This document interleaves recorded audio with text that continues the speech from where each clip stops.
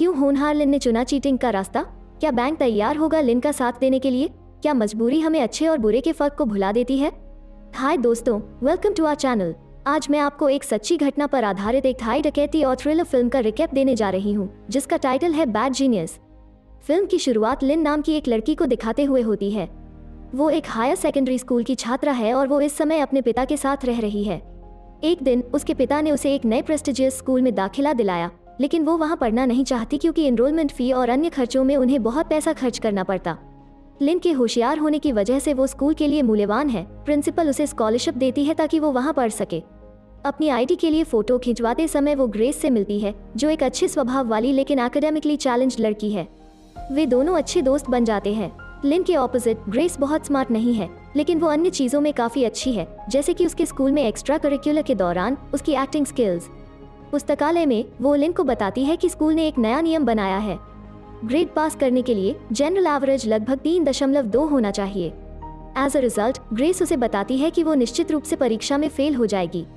यह जानते हुए कि लिन एक प्रतिभाशाली लड़की है, वो उसे परीक्षा में मदद करने के लिए कहती है।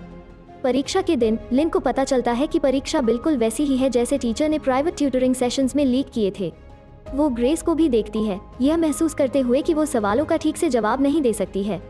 वो इरेजर पर सही उत्तर लिखकर फिर उसे अपने जूतों का उपयोग करके ग्रेस को इरेजर पास करके उसकी मदद करने का फैसला करती है।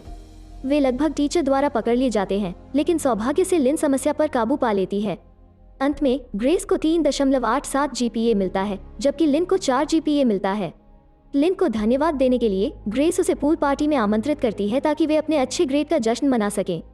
वहाँ लिन ग्रेस के प्रेमी पैट से मिलती है। उसके ऑपोजिट पैट बहुत अमीर है।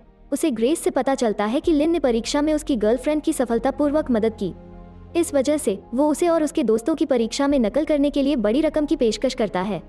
हालांकि पहले लिन थोड़ा हिचकिचाती है, लेकिन उसके बाद वो पैट का ऑफर एक्सेप्ट कर लेती है, जब बाद में उसे पता चला कि स्कूल ने चुपके से उसके पिता से एक्स्ट्रा चार्ज किया है, जो एक टीचर के रूप में मामूली इनकम कमाते हैं। जल्द ही वो कुछ पियानो कीज के आधार पर हाथ के सिग्नल्स का एक सिस्टम तैयार करती है।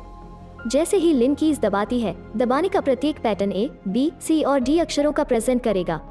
सामने वाले को बस वो पैटर्न याद रखना है, जबकि लिन परीक्षा के दौरान उत्तर बताने के लिए इस पैटर्न का इस्तेमाल करती है। इसलिए उसके कस्टमर का बेस बढ़ने लगता है। उसने जो पैसा कमाया है, उसमें से वो अपने पिता को एक नई शर्ट खरीद कर देती है। उसका पिता उसकी इन हरकतों से अनजान होता है। वो सब कुछ गुप्त रखती है, इसे सिर्फ पियानो लेसन के रूप में डिस्गाइज करती है। बैंक स्कूल का एक और होनहार छात्र हमेशा से लिन का राइवल है। उसे भी स्कूल से स्कॉलरशिप मिलती है क्योंकि वो एक गरीब परिवार से आता है, लेकिन लिन से उसकी अलग सोच है। वो बहुत ईमानदार है और परीक्षा के दौरान नकल करने वालों को बर्दाश्त नहीं करता है। बाद में उसे एक प्रतियोगिता में लिन के साथ जोड़ा जाता है और वे इसे जीतने में सक्षम होते हैं। उसके बाद उन्हें प्रिंसिपल द्वारा बुलाया जाता है, जो उन्हें सूचित करते हैं कि विदेश में स्कॉलरशिप है जिसके लिए वे अप्लाई कर सकते हैं। हालांकि केवल एक ही स्लॉट है, जो उन्हें उस समय से राइवल बना देता है। जब बैंक घर जाता है तो पता चलता है कि उसकी माँ के पास एक लॉन्ड्रोमेट है।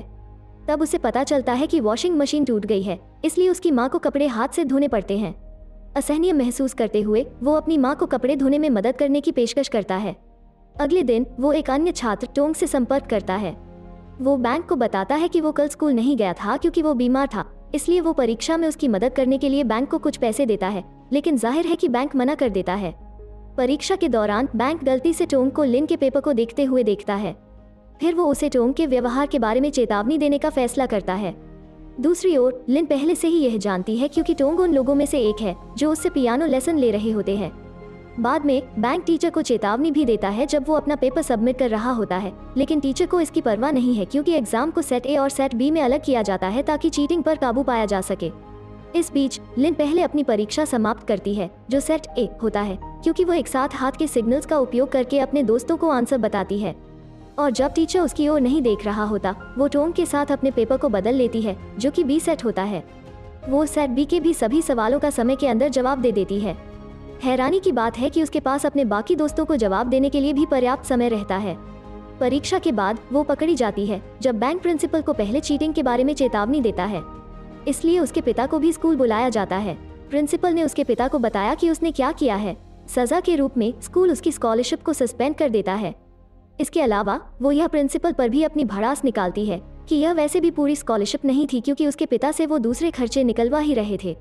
उसने जो कहा उससे नाराज होकर प्रिंसिपल उसकी यूनिवर्सिटी लेवल पर इंटरनेशनल स्कॉलरशिप के लिए अप्लाई करने का मौका भी रद्द कर देती है। ऑटोमेटिकली बैंक अब एकमात्र ऐसा स्टूडेंट है जो इंटरनेशनल स्कॉलरशिप के लिए अप्लाई कर सकता है, भले ही वो लिन के बारे में टीचर को बताने वाली बात पर पछताता है, क्योंकि उसकी वजह से लिन से अपॉर्चुनिटी छीन गई थी।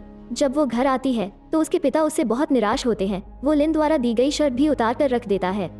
वो उसे उसके दोस्तों को पैसे वापस करने के लिए भी कहता है। लास्ट स्कूल ईयर में ग्रेस उसे फिर से चीटिंग में भाग लेने के लिए इनवाइट करती है।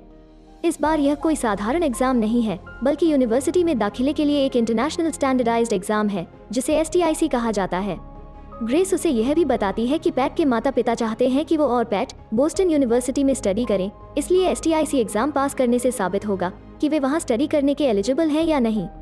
लिन ने शुरू में इन्विटेशन को अस्वीकार कर दिया क्योंकि यह एक बहुत कठिन एग्जाम है, लेकिन फिर वो सहमत हो जाती है जब उसे पता चलता है कि वे अलग अलग टाइम जोन का लाभ उठा सकते हैं। अगली सुबह वे एक शानदार प्लान बनाते हैं। लिन ऑस्ट्रेलिया में परीक्षा दे सकती है, जहां एग्जाम 4 घंटे पहले स्टार्ट किया जाता है। फिर वो उत्तर थाईलैंड वापस भेज सकती है और अन्य छात्रों को उत्तर बेच सकती है जो परीक्षा देना चाहते हैं। वो उन्हें यह भी बताती है कि वो अधिकांश उत्तरों को याद कर सकती है। हालांकि बाकी उत्तरों के लिए उसे किसी की मदद की जरूरत है, लेकिन प्रॉब्लम यह है कि उसे किसी ऐसे व्यक्ति की आवश्यकता होती है जिसके पास उत्तर याद रखने के लिए सक्षम दिमाग हो, जो इस मामले में बैंक है। इसके अलावा वो पहले से ही जानती है कि बैंक उसकी चीटिंग करने की हरकत के कारण निमंत्रण को अस्वीकार कर देगा। जिस रात बैंक अपना स्कॉलरशिप एग्जाम देता है, उस पर गली में ठगों द्वारा हमला किया जाता है और अगली सुबह उसे एक लैंडफिल में फेंक दिया जाता है, जिसके कारण वो अपनी परीक्षा नहीं दे पाता है। इस बारे में जानने के बाद लिन बैंक के पास आती है और उसे नौकरी की पेशकश करती है। वो शुरू में उसके प्रस्ताव को ठुकरा देता है, लेकिन फिर वो उन पैसे के लिए सहमत हो जाता है जिसकी उसे सख्त जरूरत है। उस रात वे अंतिम ऑपरेशन की तैयारी करते हैं। प्लान यह है कि लिन और बैंक दोनों ही परीक्षा शुरू करने के लिए ऑस्ट्रेलिया के लिए उड़ान भरेंगे। ब्रेक टाइम के दौरान वे बाथरूम में जाएंगे, जहां वे ग्रेस और पैट को जवाब देने के लिए अपना सेल फोन छुपाते हैं। इस बीच थाईलैंड में पैट और ग्रेस पेंसिल पर छपे बारकोड में उत्तरों का प्रिंट आउट लेंगे। फिर वो पेंसिल्स उनके कस्टमर्स को डिस्ट्रीब्यूट की जाएंगी जो इस मामले में STIC टेस्ट पार्टिसिपेंट हैं। फिर उनकी उड़ान की पूर्व संध्या पर पैट के मुंह से निकल जाता है कि वो वही है जिसने ठगों को बैंक को पीटने का आदेश दिया, ताकि उसे अपनी योजना में शामिल होने के लिए मजबूर किया जा सके। गुस्से में आकर बैंक तुरंत पैट पर हमला करता है। पैट फिर माफी मांगने का प्रयास करता है, लेकिन बैंक गुस्से में स्कीम छोड़ने का फैसला करता है। लिन, जो इस रेवलेशन से हैरान है, अपने किए पर दोबारा से सोचने लगती है और बैंक का पीछा करती है। हालांकि बैंक लिन का सामना करने के लिए लौटता है और उसे कहता है कि उसने जो शुरू किया उसे पूरा करना चाहिए। एज अ रिजल्ट वे अपना प्लान जारी रखते हैं। बाद में वे सिडनी पहुंचते हैं। पहले सेट में दोनों ब्रेक से पहले अपनी परीक्षा समाप्त करते हैं, जिससे उनके पास अपने उत्तरों को याद करने के लिए अधिक समय बचता है। लेकिन ब्रेक टाइम के दौरान बैंक अचानक पैट और ग्रेस को अपना हिस्सा बढ़ाने के लिए कहता है ताकि वो उनके जवाब भेज सकें। पैट पहले तो अनिच्छुक होता है, लेकिन ग्रेस उसे इसके लिए मना लेती है। फिर वो आधा पैसा देता है और वादा करता है कि बैंक द्वारा जवाब भेजे जाने के बाद वो शेष राशि देगा। वापस लिन और बैंक अपने दूसरे सेट को सफलतापूर्वक पूरा करते हैं, लेकिन उनके दूसरे ब्रेक के दौरान समस्याएं खड़ी होती हैं। इंस्पेक्शन ऑफिसर ने ब्रेक के समय बाथरूम में ज्यादा देर तक रुकने की बैंक की अजीबोगरीब हरकत को पकड़ा। दूसरी ओर लिन अपने उत्तर भेजने के लिए देर से पहुंचती है क्योंकि महिलाओं के बाथरूम के अंदर एक लंबी लाइन लगी होती है। वही बैंक को अधिकारी द्वारा रंगे हाथों पकड़ा जाता है, जबकि लिन भागने में सफल हो जाती है। अपने फोन को ले जाकर अपने जूते में छिपा लेती है और वो इसे पानी के डिस्पेंसर के अंदर छुपा देती है। वो फिर बैंक के बिना अपना अंतिम सेट जारी रखती है और उसे सभी उत्तरों को स्वयं याद करना होता है। क्योंकि एग्जाम का समय समाप्त हो रहा था, वो एक पेंसिल का उपयोग करके खुद को उल्टी कराती है और फिर अधिकारी को बताती है कि वो बीमार है। उत्तर को पूरी तरह याद रखने के कारण वो जल्दी चली जाती है। इस बीच बैंक को पकड़ने वाला अधिकारी यह जानने के लिए उसका पीछा करने की कोशिश करता है कि वे कनेक्टेड हैं। पीछा करते हुए वो अपने सेल फोन पर जवाब भेज रही होती है।